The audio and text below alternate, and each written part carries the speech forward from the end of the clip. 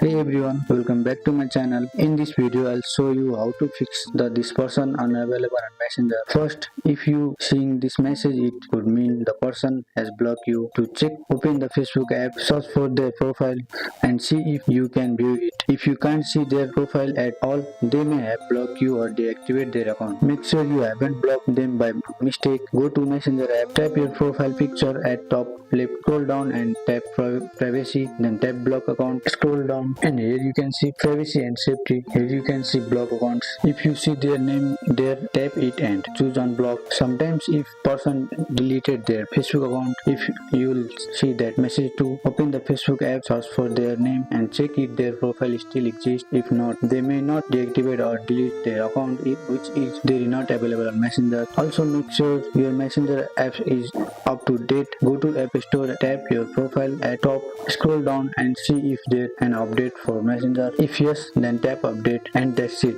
If you still see their person unavailable, it's likely because they have blocked you, deactivate their account or delete Messenger. There are not much you can do unless they return or unblock you. Hope this video is helpful for you. Drop like and subscribe to our channel. Thanks for watching.